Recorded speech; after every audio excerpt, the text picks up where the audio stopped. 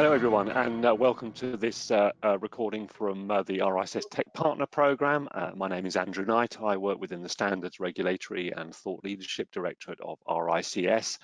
And as well as leading this programme, my role is to look at the whole implications of data and technology right across the built and natural environment.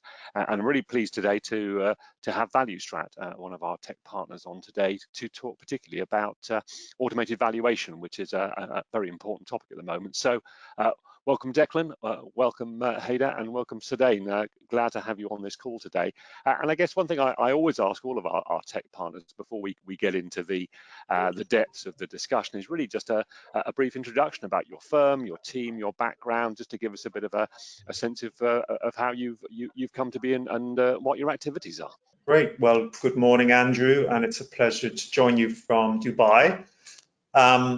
I think a quick introduction as to who we are and what we do is to say that since 1977, when we were established here in the UAE, we've grown to become one of the largest valuation companies in the region, with offices now in the UAE, Qatar, Saudi Arabia, Pakistan, and now in London too, but also with some other very real estate-centric services around advisory and research and other bits and pieces. RICS regulated firm, and always proud to have been one of the very first RICS tech affiliates, and now one of the RICS tech partner companies. So good to be with you today. Joined today by Haider Tuaima, our head of real estate research, and Mr. Saadain Lari, who is our head of marketing. And yeah, my own designation, I'm the MD and group head for real estate, which fundamentally means that I'm responsible for our valuation and research functions.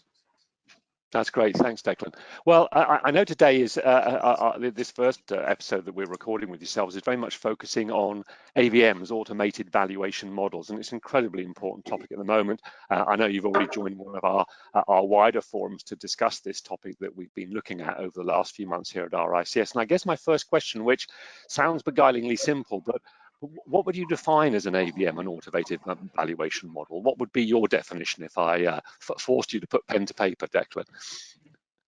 Well, I suppose at its simplest, it's a valuation opinion that is arrived at by way of an algorithm, a program, a system that a proprietor has built. So it's it's an automated opinion of a value, isn't it? Sounds beguilingly simple. And where are you seeing them actually being implemented, both in terms of sort of geographies, territories, and also in terms of asset class? What's your experience about where they are actually being used for real, if I can use that expression? Okay. In this part of the world, we're seeing them being used very, very little. And I know that will be part of the conversation that we're going to have today. But I think it's fair to say that in the West, they've been a part of the valuation space for some decades at this point, predominantly in the residential valuation space.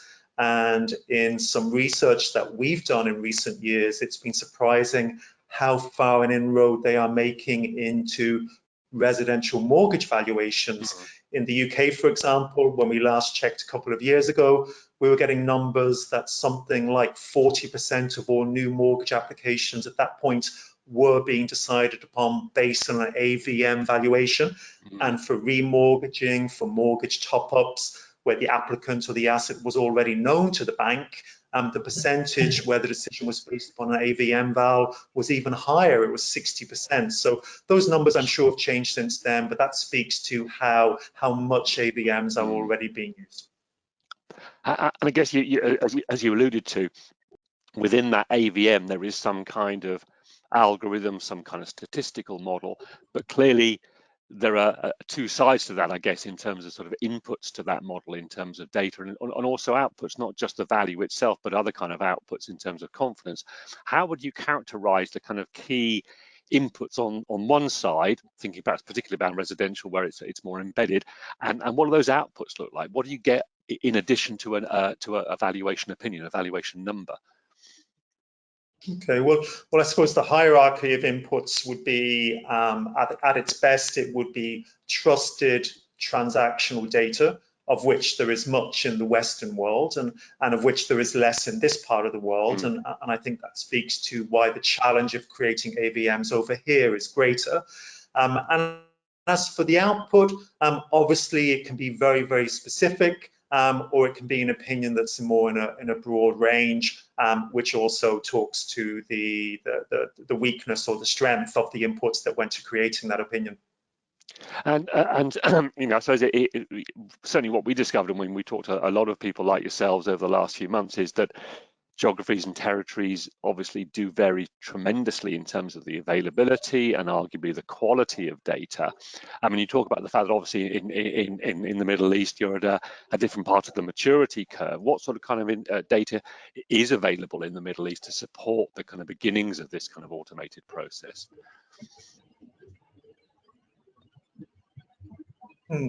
If we take the entire map of the Middle East, there actually is only one part of one country where there is a very good volume of transactional data, and that would be here in Dubai.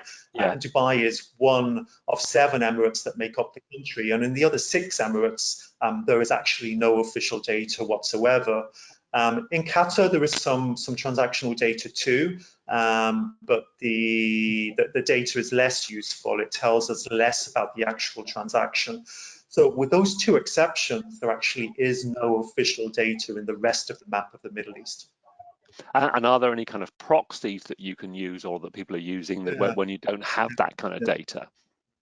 I'm glad you've asked that, and I know Haider will take that and talk further about that. But that's really one of the reasons why back in 2015 we set about, as a prop tech company, as a data-centric company, to create the best evidence that we could in this part of the world, Andrew. So we've built a stable of indices, and those indices are backed by the opinions of our RICS valuers. And by regularly marking to market a very deep basket of properties, we have the confidence that in the absence of transactional data gives us moving real-time opinions as to where values sit. Oh, good. Well, that's interesting, because obviously, you know, what we discovered is that to implement an AVM, you know, it is very market specific, and you need to think, well, actually, if we don't have one kind of data set, how do we get some kind of other trusted, reliable source? And I know trusted was a word you used. How about the other kind of parts? Because obviously, it's one thing to have either a proxy or direct transactional information. How about the access to the kind of characteristics of the property, so that when you're looking at comparables or looking at the value drivers, once again, what's the kind of landscape in terms of being able to get that kind of attribute data, if I can use that phrase? You know, when I think of an AVM, I always think of how it should mirror how a valuer works in real life. So very simplistically, what that AVM should do is it should be able to capture official transactional data. It should be able to capture past valuations we've done in that particular location. It should be able to capture listing prices, asking prices, and in our case, that will be supplemented with our indices. And it should also be able to capture any of the opinions and the twists and turns by way of view, by way of floor position, by way of having a corner garden over a mid-row garden, by way of being detached over semi-detached, all those different nuances that a real person valuer would pick up on. The AVM to be good has to be able to capture all of those different bits and pieces. Right, and you know, this is perhaps an obvious question to ask, but what are the pros and cons of an AVM? Because clearly no valuation approach or tool is perfect in every context, every situation. Where do you think the AVMs have their real strengths, and where should valuers and clients be thinking, well, actually, no, the AVM isn't the right approach for this particular assignment, for this particular purpose?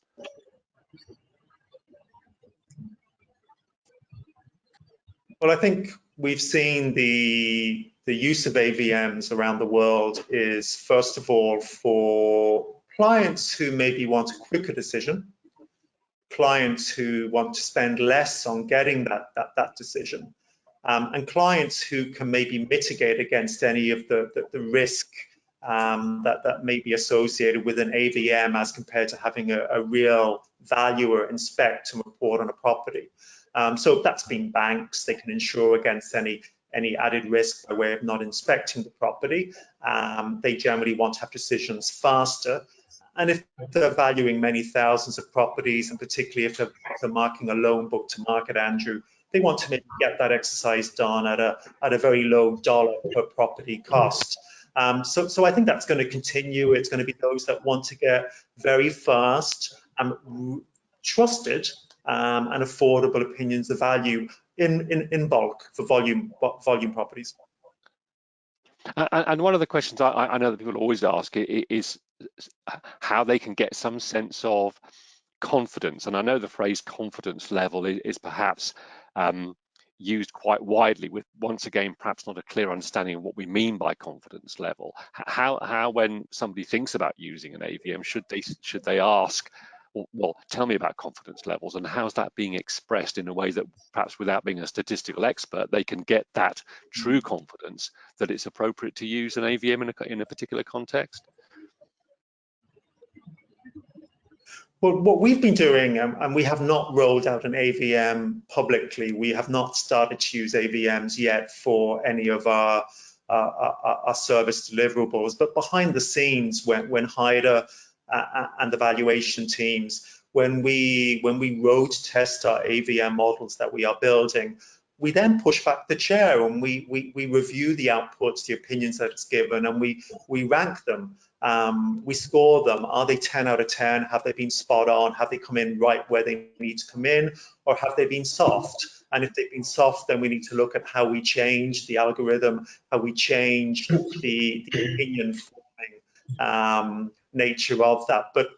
But going back, just before I forget to your last question, I think one important thing I always think about AVMs is it's not just how current valuation needs will use an AVM, but I think AVMs do help to open up a whole other, whether it's a gap in the market or a market in the gap. I think there's many asset owners, particularly larger banks, who maybe aren't valuing their loan books regularly, who aren't marking to market large asset holdings regularly. And if they can do that in an affordable way, like an AVM, I think it will encourage them to do that. And I think that may open up a whole new area in valuation that maybe doesn't truly exist so far.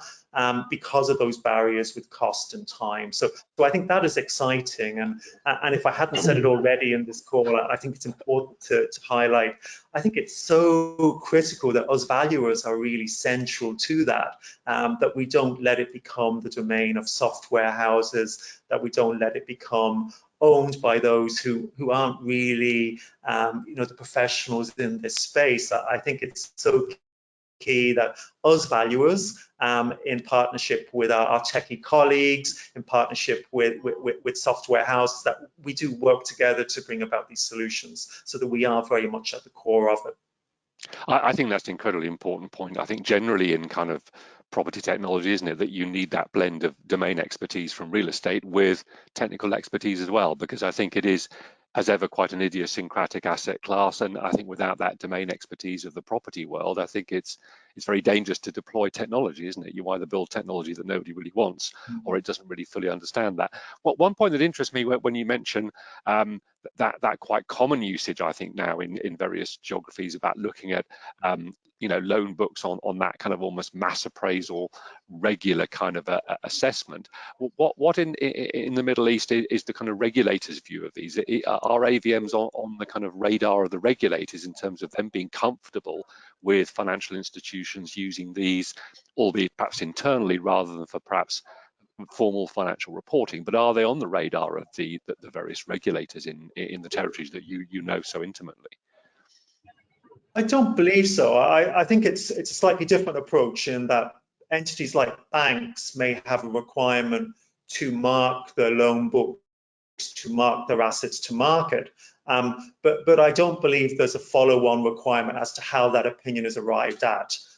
So I think once the bank have on file a reputable source as to how that opinion was got, I don't believe anybody's having the conversation yet as to whether that was arrived at by way of an AVM or an inspection and a normal valuation. Marvellous. I mean, we've talked a lot about already to some extent the data that goes in, but I know from the conversations I've had around the world that people always say that you know the power and efficacy of an AVM is so much dependent on the quality and availability of data.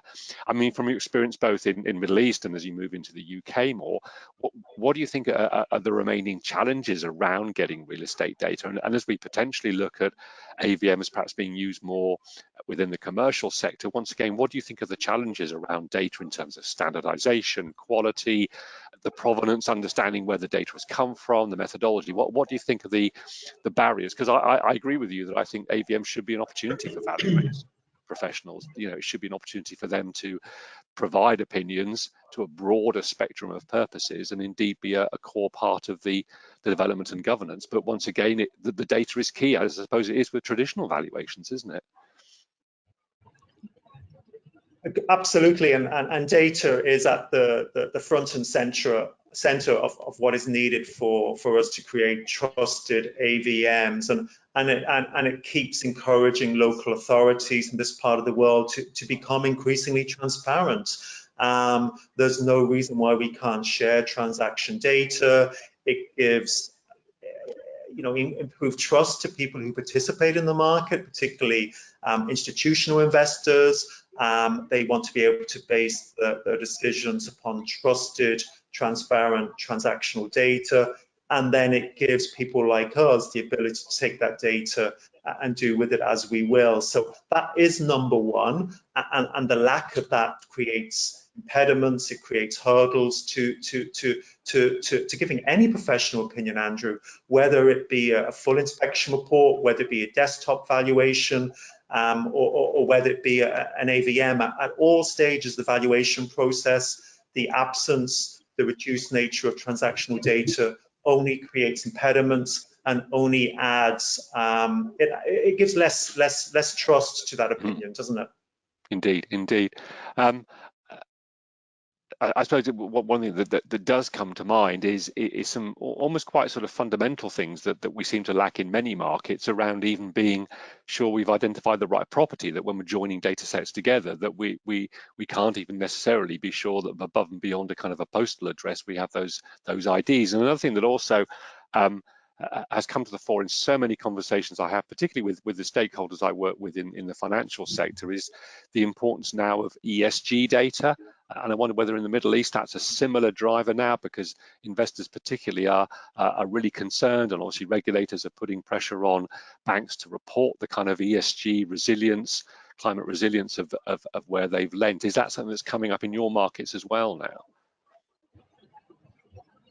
I think it's just beginning. We are seeing, first of all, at a valuation point of view, when we are valuing assets that are considered to be more environmentally friendly, we do have some accreditations to help us understand that asset, that it has improved energy efficiency, and how that may be performing that in the market with rental values or with sales values. And obviously, as a valuer, we're expected to track that. So if that green asset is performing differently to a neighbouring asset which is less green, of course we do have to capture that and reflect that. As regards the social and the other good governance that entities may have, it's increasing here. The conversations are happening, and yes, we're conscious that people who are allocating capital are increasingly having an ESG perspective as to how they allocate that capital. But from a valuation point of view, I think it's maybe not quite as advanced as it is in the West, but it is beginning to happen, yes. Indeed. Now, one area that I know I've talked to a number of people about is, and some of it relates particularly to the challenge around the need for physical inspections, where yes, the AVM may be able to produce a very reliable number, but certain users of valuation are still concerned about that lack of a physical inspection. And this is one example where people are beginning to use photographs and AI to try and assess conditions on a remote basis using that kind of approach.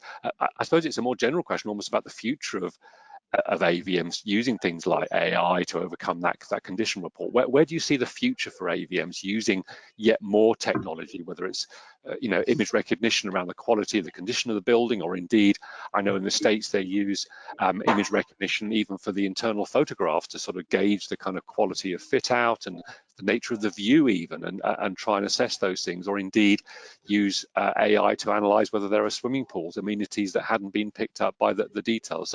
So where do you see the future, and where do you see technology beginning to add even more value in those kind of contexts?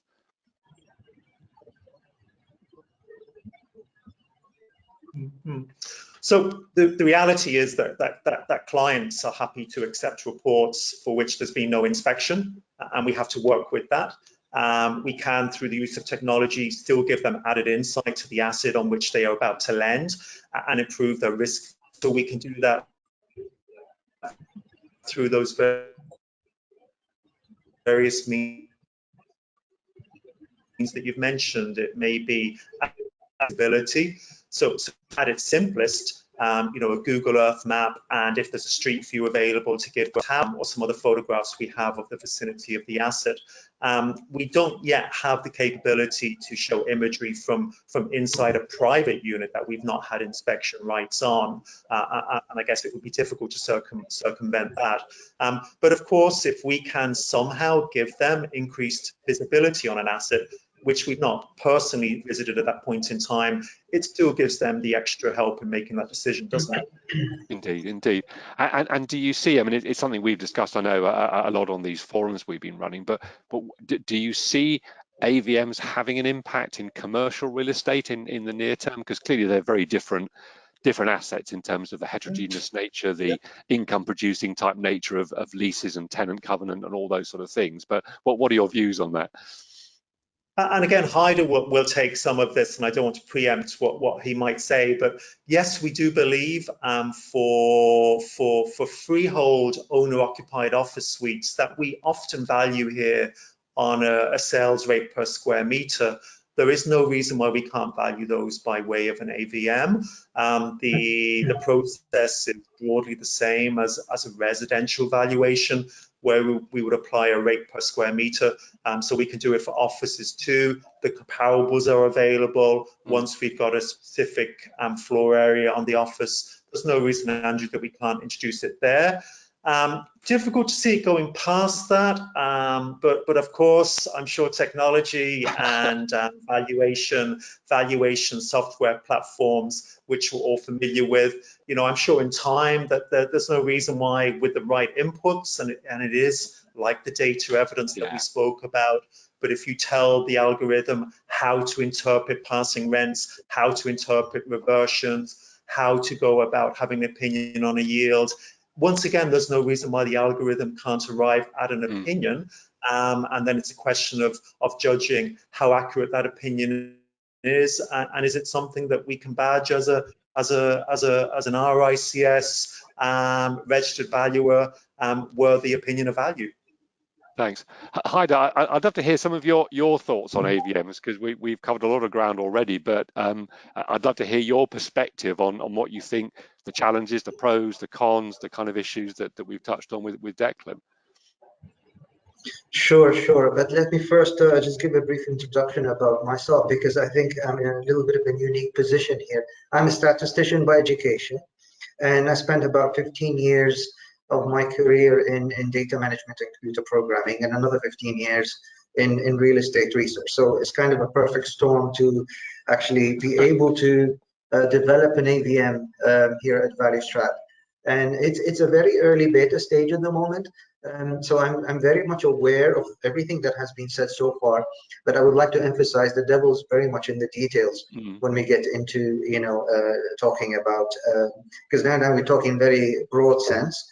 But Dubai, as Declan mentioned, I think it's the most transparent when it comes to having transactional data. Nothing comes close to it in the region. And nevertheless, actually, per residential unit, we only have about 5 or 6 data points, which do not include the door number of that unit.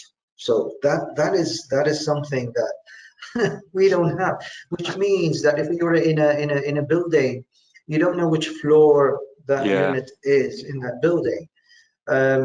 So yeah, you can do AI, you can talk about this all day long, but the problem is the actual data that we have is very minimal. And from those 5 or 6 data points, we were able to have an AVM, which does have quite good confidence in the freehold market of Dubai, where we compared it, for the confidence question that you mentioned, we actually compared it with our own index. So these are actual properties that have been being valued over time on a monthly basis. And we run the AVM to compare what the AVM says and what the human valuation says, and see how far and wide we are. And what our AVM does is basically give you a range, a high end and a low end for it doesn't give you the actual one number. And we try to figure out if the human-based valuation is within that range and how far from the center of that range it is. So it should not be within the extreme. And I can tell you when it comes to apartments, we reached about 3% error margin, which is really not really good. But when it comes to villa market, it became more than 10% error. And we're still working on tweaking the methodology in order to come up with a more precise valuation. When for a single unit, when you want to value a single unit and use an AVM, it should not be relied on. I would say, okay, you have a range, but I think it should be used at least as a starting point. So for the consumer, they will have an idea with a confidence level. And basically our model also gives you what comps it considered nearest to the subject property, whether within if it's an apartment, so it would be the same building, or within neighboring buildings, or within different areas but similar properties. It also looks at rental values and tries to figure out from the rental what the value would look like. If you don't have recent transactions, the confidence level will be lower. If you have recent transactions in the same building, confidence level will be higher, and so on and so forth. For the valuer's point of view, AVMs, I think, can be used, again, not just as a starting point, but the fact that it gives you the comps up front. And these are all online comps, so it goes onto the listings, goes onto the transactions. It saves a lot of time for the desktop kind of work of the valuation process. So I would call an AVM more of a semi-automated valuation. So you're not going to rely on it for the decision making itself, but at least it's going to assist you with the comps, saving you a lot of time, because you can do it in a split second. It will give you everything there, if the data is all, of course. In our case, everything has been standardized in such a way that it can fetch the data within less than a second. So that helps a lot. As far as commercial automated valuation is concerned, we do have an index for that, but it is very complicated. There is the issue of the size of the property. It's commercial. It could be having a full floor or more than one floor in a building for one office. It could be a shell and core office. It could be a fitted office, a serviced office. So we're not just talking about the view or the location of the office. Is it grade A or grade B? It is complicated, but I think it's just a matter of time.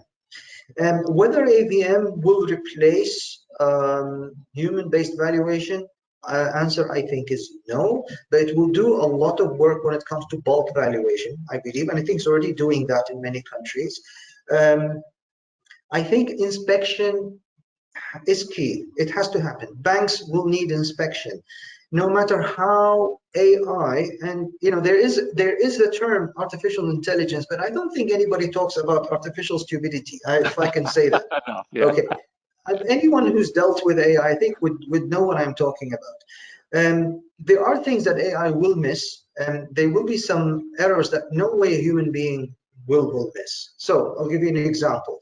You could have a villa not in a rectangular shape of a plot, rather than in a triangle shape of a plot. And that may be not desirable kind of a thing in most markets. It could be a beautiful villa, right? But then the garden is basically in a triangle, and add to that in a slope. So if you play football, the ball will go all the way to the end of that garden. if you don't have so regardless of the age of the property, regardless of how well kept it is, regardless of its location, the shape of the plot can play a role.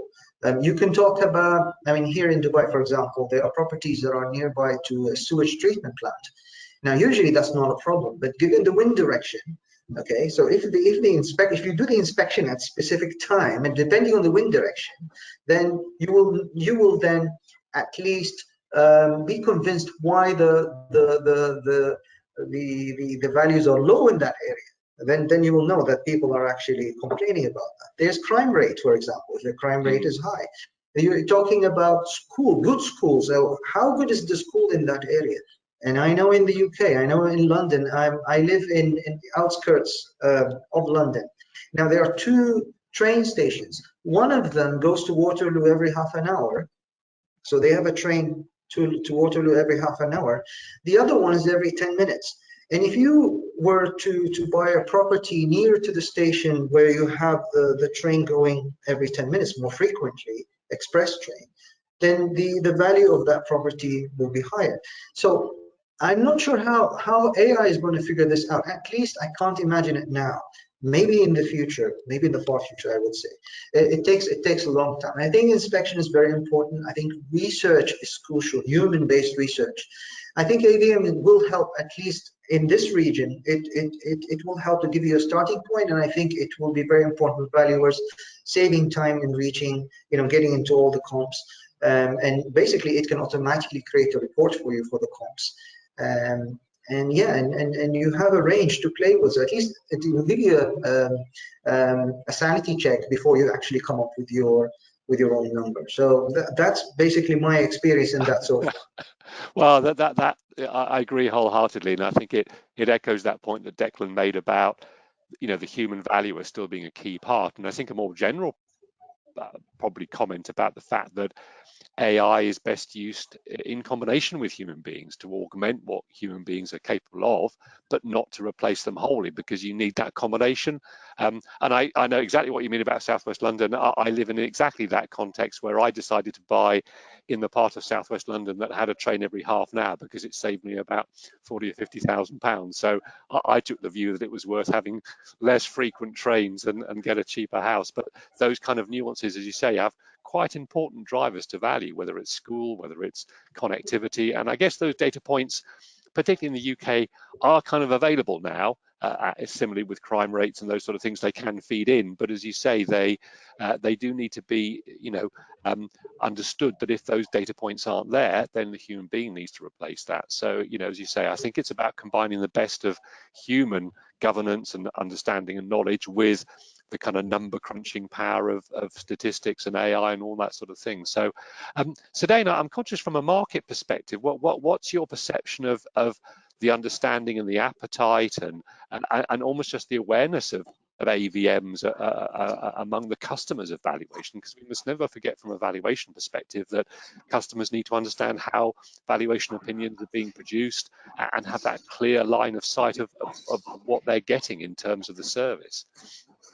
Yeah, so we do speak to a lot of customers via live chat and through initial inquiries. So customers are increasingly becoming confident about AI-based solutions. So they have an appetite. So they started to believe that AI-backed solutions can actually add value. So that sentiment is going up. But like Haider and Declan has mentioned that it's going to become important in the coming years once we have added data points to give a holistic perspective in terms of complete valuation, because right now we have very limited data set. And what I see personally, AI is also going to add value when you're looking into the forecast of the market, when you see 4 or 5 years down the lane how a market or a property is going to behave. So that's where AI is going to play a really important role, combined with how we are improving the number of data set, the research, and also relying on the human expertise as well. No, fair point. And I suppose perhaps my final sort of question to all three of you is, and it's come up and once again in some of the discussions we've had, is what we feel about the risk of AVMs in a downturn. And I suppose it's always a criticism that's been leveled at traditional valuation in terms of reacting to significant changes in the market. But I wonder whether any of you had, as a final comment, any thoughts around how AVMs, both in Middle East and other jurisdictions, may be challenged by any sort of significant changes in direction in the market? I might take that. We've seen a residential market that started to recover here during the latter periods of COVID, and if we now use the post-COVID term, and I know the same has happened in many other parts of the world, Andrew, where there's been a very quick rise in property values, particularly for residential, particularly for single family units, owned door houses, and also in the apartment sector too. And I suppose you could always assure yourself that a human can pick up on that and either capture it and take those quickly changing valuation numbers and apply them to other valuations they're doing in the same area next week. Or they might decide that it's too early, that one strong sales price doesn't reprice the entire road, and maybe just keep it on the sidelines, consider it to be an outlier for some time, and in a very, obviously in a human brain way, deal with that information in an appropriate way. Would a machine do the same? Would an algorithm do the same? Would it capture it too quickly, or could it ignore it for too long? That would be a justifiable concern, particularly when the market is in a state of flux, or if the property market is either increasing or falling. There may be some added challenges then. I think that's again, that speaks to how algorithms, AVMs, AI, none of these can act on their own. They all have to be living and existing in partnership with valuers. They all have to be controlled, if that's the right word to use, by valuers, so that such nuances are not missed. As you say, I think, you know, a word I know I've been using with some work I've been doing with a university over here is that whole sort of governance piece, that these things need to be governed. They are living, breathing models, aren't they, that can't just be built and left alone in that sense. So I think that role that we've touched on of the value is still being key in this data and tech world is really, I think, a key takeaway from this morning, that the valuer needs to be involved in the development, the governance, the calibration, the confidence that AVM should have, and indeed how they're then used to form an opinion depending on the purpose of valuation. Well, it's been a fascinating discussion today, and I'd like to thank Declan, Haider and Saadain, and I look forward to our next conversation about some other aspects of valuation, because I think this is a profession that is incredibly valuable, no pun intended, and will need to evolve as these data and technology methodologies bring more opportunity, I think would be the positive spin I would put on it. So thanks again, and I look forward to talking to you again in the future. Thanks, everyone. Thank you. Thank you.